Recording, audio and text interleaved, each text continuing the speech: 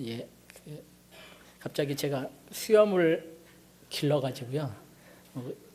원하지 않던 바인데 갑자기 얼굴에 뭐가 나가지고 그냥 남자 얼굴에 뭐 나는 거야 뭐 알 수 있으니까 했는데 한 세 달이 넘기까지 안 없어지고 점점 커지고 막 그래가지고 병원 갔더니 뭐 일종의 양성 종양이라고 상처 나면 점점 커질 거라고 그래가지고 그 다음부터 지금 치료하면서 수염은 잘 안 깎고 있는데요.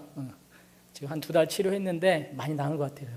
최대한 빨리 나아가지고 깎도록 할 테니까 힘드셔도 그냥 조금만 참아주시기 바랍니다. 예. 더 힘들어요. 사실 수염 기르는 게. 수염 옆에 깎아줘야 되지. 또 너무 삐죽삐죽 나오면 그것도 잘라줘야 되지. 평상시에는 머리도 안 만지고 다니는데 지저분하니까 머리라도 잘 만져야 되지. 이게 보통 귀찮은 일이 아니더라고요.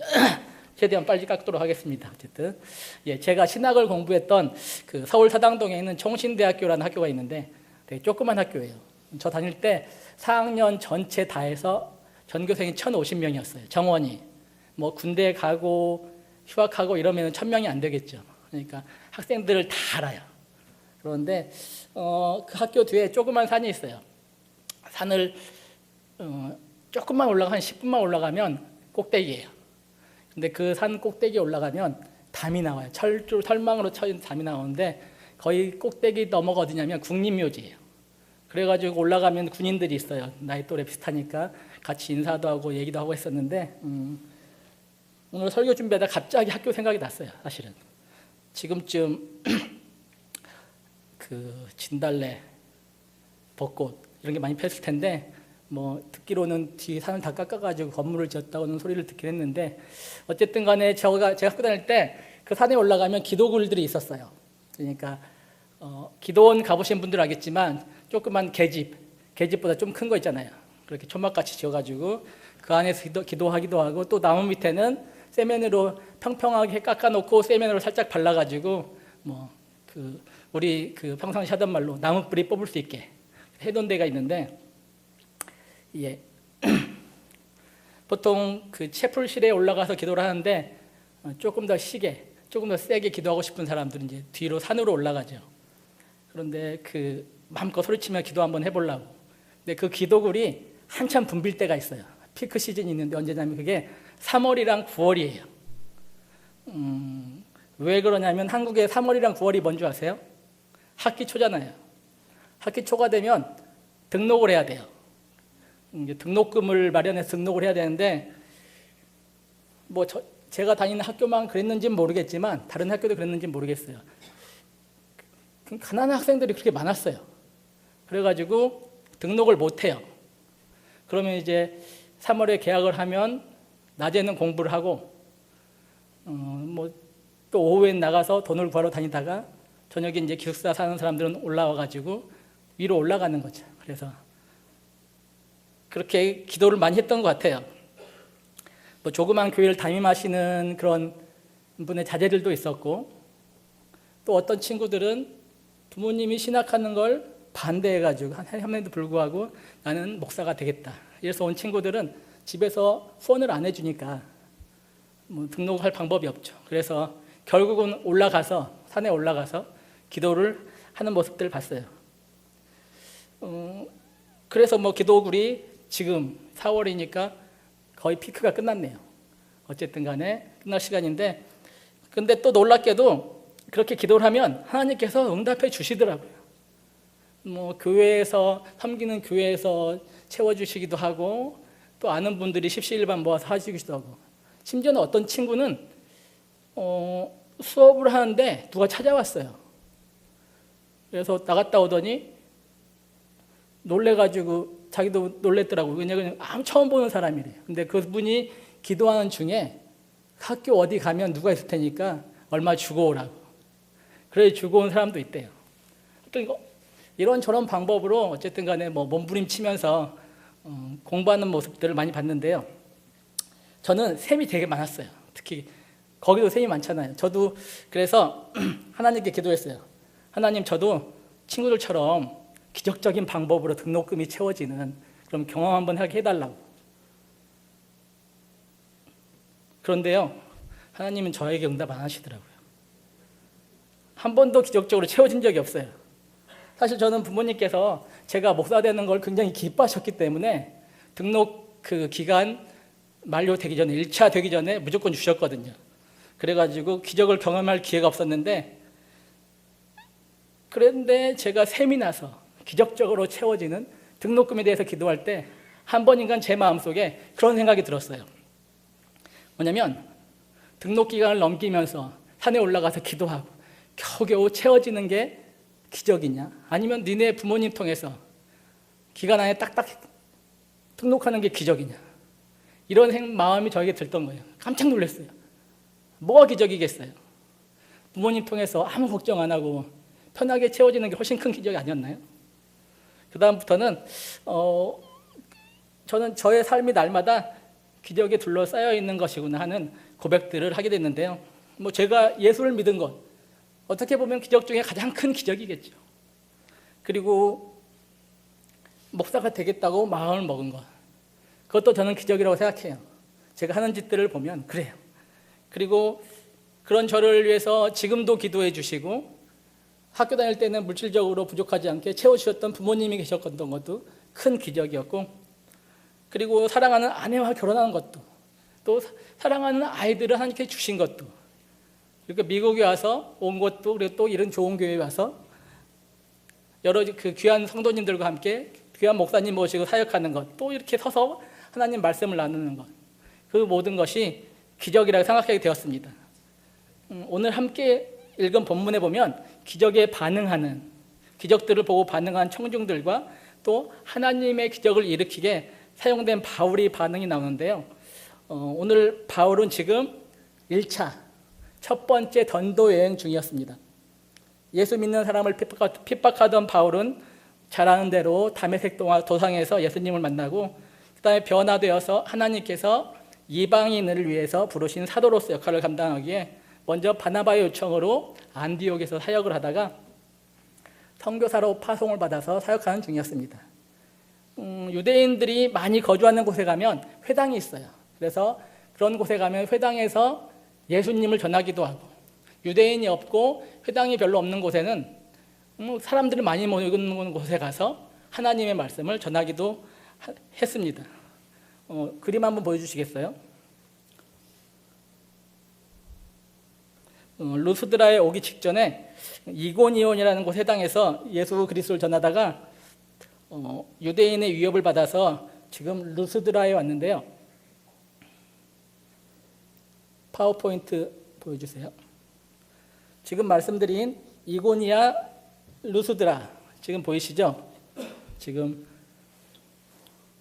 이건가요? 여기 있네. 이렇게 여기서 출발해서 쭉 가서 이렇게 돌아와서 지금 여기가 이고니온이고요, 여기가 루스드라인데, 어쨌든 다음 지도 한번 보여줘 보세요. 지금은 이거는 현대 지도를 제가 다운받아 가지고 그린 거예요. 이쪽이 시리아고요, 이쪽이 터키예요. 밑으로 가면은 레바논이 있고 밑에 이스라엘이 있고 이렇게 있는데, 어쨌든 지금 여기가 터키인데, 터키 지역에 여기가 지금 이고니온이라는 곳이에요. 옛날 이고니온인데도 이름이 다르죠. 여기는 루스드라고, 여기 키프로스가 구브로고 쭉 있어요. 이렇게 있는데, 제가 오늘 이 말씀을 택한 이유 중에 하나는 우리는 성경 지리 답사 못 가는데 말씀으로라도 한번 나눠보자. 아마 여기를 다니시지 않을까 하는 생각이 들어서 제가 한번 선택해 봤어요. 어쨌든 지금 이고니온에서 말씀 전하다가 유대인들에게 죽음을 당할 뻔했어요. 그래서 피했어요. 부딪히고 시끄러우니까. 그래서 루스드라로 내려와서 이 근처에 지금 말씀을 전하고 있는 지금 이때의 얘기예요. 우선 성경지리 잡사 가신 분들 안전하게 잘 다녀오도록 계속 기도해 주시고요. 무엇보다 말씀을 전하는 입장에서 이렇게 바울이 걸었던 길들을 걸으면 마음이 달라지거든요. 우리 이풍산 목사님께 하나님께 큰 은혜 주셔서 지금 바울 선생님이 걸었던 길들을 걸으면서 지금 말씀을 보는 눈이 더 깊고 넓어져서 정말 뜨거운 우리에게 큰 은혜의 말씀 전할 수 있도록 해달라고 계속해서 잊지 말고 기도해 주시기 바랍니다. 그래요. 어쨌든 바울은 이고니온의 박해를 피해서 루스드라와 더베, 더베는 바로 옆에 이 근처가 더베일 거예요 아마. 더베로 와서 그 복음을 전하다가 한 번도 걸어본 적이 없는, 오늘 말씀에 보면 걸어본 적이 없다고, 태어나서 한 번도 걸어본 적이 없다고 나와요.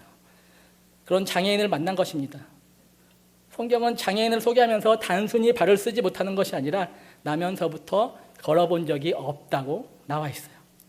제가 장애인 사역을 하다 보면 이런 데 보면 꼭 궁금한 것들이 있어요. 이 사람은 무슨 장애였을까? 막 생각들 해봐요. 나면서부터 걸어본 적이 없고 뭐 그러면 아마 소아마비 아니면 뇌성마비겠다. 뭐 이 정도의 장애인이었을 것 같아요. 어쨌든 바울은 그 장애인을 보고 그 장애인에게 나을 만한 믿음이 있는 것을 봐요. 그리고 그에게 큰 소리로 일어서라 명하고 장애인이 바로 고쳐지는 모습들을 보게 되죠.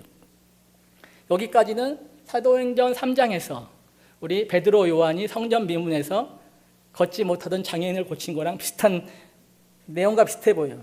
그 목적도 복음을 좀 더 쉽게, 어떻게 보면 사람들의 관심을 더 끌기 위해서 하나님의 강한 능력을 기적적인 병 고침을 통해서 보여준 이후에 말씀을 전하는 그런 목적으로 기적들을 행했죠.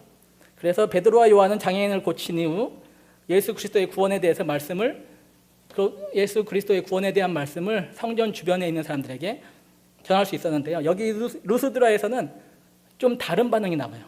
바로 군중들이 하나님의 말씀을 전할 때는 반응이 없었어요. 그냥 누가 소리치나 보다 했는데 기적을 보여주니까, 장애인을 고치는 기적을 보여주니까 난리가 난 거죠. 바울이 바로 바나바와 바울을 신이 사람의 형상으로 나타난 신이라고, 사람의 형상으로 나타난 신이라고 두 사람을 신으로 모시고 제사를 드리려고 했던 것 같아요. 아무래도 그리스 문화, 헬라 문화가 지배하던 곳이었으니까 그리스 신화에 나오는 제우스, 스스라고 그러죠. 스스가 제우스인데 제우스의 대변인격인 허메, 이런 것들에서 조금 등치 좋고 보기에 보암직한 사람은 바나바였을 것 같아요. 왜냐하면 그 사람을 제우스라고 하는 걸 보니까. 그 다음에 말 잘하는 사람 바울은 그 대변인으로 해가지고 허메라고 해가지고 신으로 모시려고 한 거죠. 저는 이 구절을 보면 씁쓸한 생각이 들 때가 있어요. 예전에 제가 섬기던 교회 한국에서 장애인 부서 교사하시던 집사님 한 분이 저에게 와서 자기가 어딘가를 갔더니 말씀도 제대로 전하고 기도도 뜨겁게 하는 곳이 있더라고 막 얘기를 하는 거예요. 그러면서 우리 교회는 말씀도 아니고, 여기 교회 말고요, 한국에 있을 때 우리 교회는 말씀도 약하고 기도도 차갑게 하는 것 같다고. 근데 나중에 알고 보니까 그분이 어디를 갔냐면 신천지에 사는 무료 신학원 있죠. 거기에 갔다 와가지고 그런 얘기를 하시더라고요. 정말 내가 섬기는 교회에서 그 교회 목사님이 그렇게 목이 터져라 주일이고 수요일이고 새벽기도 시간에 얘기할 때는 안 듣고 있다가 어디 가가지고 어느 집회 가서 은혜 받고 그분만 제대로 된 말씀을 전한다고 갔다 와서 이렇게 말하는, 흥분하는데 중요한 것은요, 오늘 이 본문에서 중요한 것은 바울이 장애인을 고친 데 있는 것이 아니라 바울이 전했던, 하지만 사람들이 관심을 별로 두지 않았던 천국 복음에 있다는 것이죠. 그래서 바울과 바나바는 강하게 자기를 숭배하는 것을 말리고 다시 하나님의 말씀을 전합니다. 나는 당신과 같은 사람이다. 이런 기적이 일어난 이유는 당신들이 하나님께로 돌아오게 만들기 위함이지 내가 무슨 능력이 있어서 아니라는 거죠. 그리고 당신들이 하나님을 몰랐던 옛날부터 하나님께서는 당신들과 당신들의 조상의 죄를 눈 감아줬다. 그런 죄에도 불구하고 또한 당신들에게 비를 내리고 해를 비추시고 곡식을 주셔서 먹게 하시고 기쁨을 가지고 살아가도록 하셨다.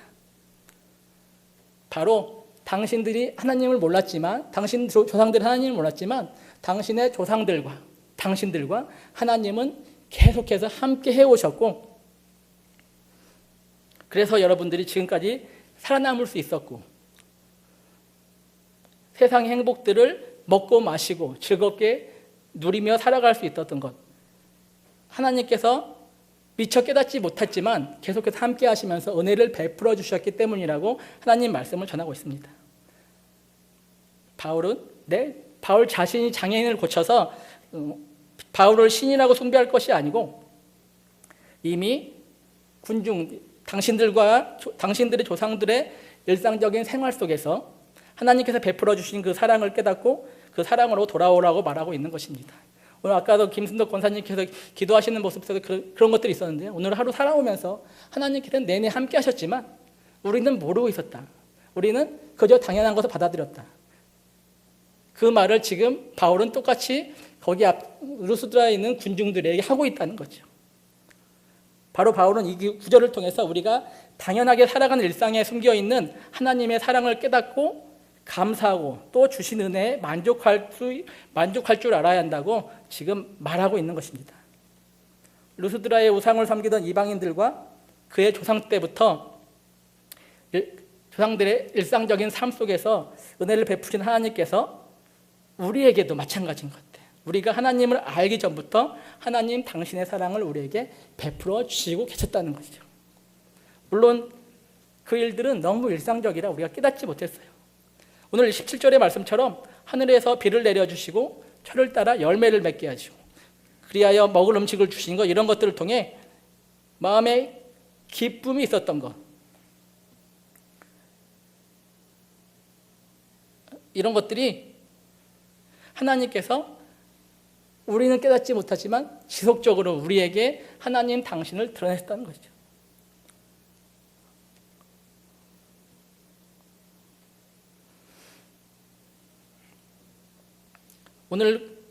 우리가 오늘 음식을 먹을 수 있었다면 다시 한번 생각해 보면 하나님께서는 그 음식을 통해서 하나님 당신을 우리에게 보여주고 계셨던 것입니다. 하나님께서 우리를 사랑하신다고 그 음식 가운데 우리에게 말씀하셨고, 그리고 하나님께 살아가셔서 우리를 돌보고 계신다는 증거를 우리가 먹었던 음식을 통해서, 우리가 걸었던 길을 통해서, 우리가 보았던 자연을 통해서 지속적으로 말씀해 주고 계셨다는 거죠.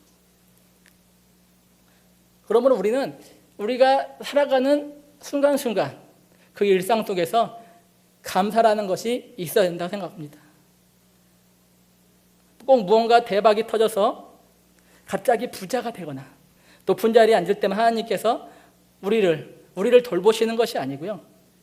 그리고 큰 사고 가운데 구사일생으로 살아날 때만 하나님께서 우리를 보호하시고 지키시는 것이 아니고요. 정말로 그렇게도 많은 곳을 우리가 운전하고 다니지만 큰 사고 없이 왔다 갔다 하는 것, 그것이 어쩌면 더 큰 기적이라는 거죠. 그러니까 처음에 제가 말씀드렸던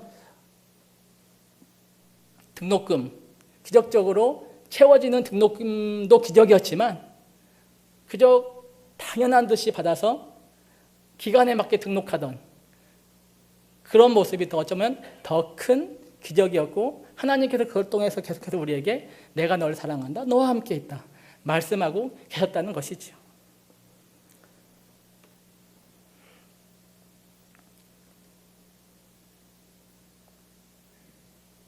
정말 우리가 그렇게 일상 속에서 당연한 것처럼 지나갔던 그런 것들, 아무 일도 없는 것 같아서 정말 하나님께서 나와 함께 하시는지 궁금했던 그런 무료한 것 같은 매일매일 반복되는 그 일상, 그때가 가장 하나님께서 어쩌면 가장 크게 우리를 통해서 일하시는 그때라는 거죠. 죽음에서 살아날 때가 아니고, 어려움 가운데 큰 어려움이 해결될 때가 아니고, 아무 일도 없는 것 같은, 아침에 일어나고 낮에 일하고 밤에 잠들고 이러한 무료한 것 같은, 지루한 것 같은 이 삶이 하나님께서 우리가 느끼지 못하게 아주 크게 일하고 계시는 바로 기적의 삶이 바로 우리의 삶이었다는 것입니다. 바로 그 하나님을, 잠잠히 우리를 지키시는 그 하나님을 기억하면서 우리는 감사해야 될 것입니다. 앞으로 일상에 나타내 주신 하나님을 만나는 훈련을 우리가 한번 했으면 좋겠습니다.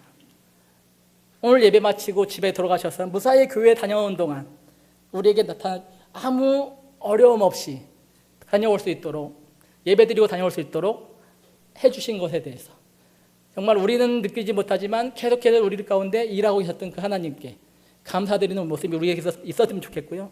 어떻게 보면은 거의 식사 기도를 물론 뜨겁게 하시는 분도 계시겠지만 하다 보면 주문처럼 외우잖아요. 그 매일 먹는 식사 앞에서도 이 식사 가운데 하나님께서 하셨던 일들을 기억하면서 정말로 진지하게 감사가 있었으면 좋겠습니다.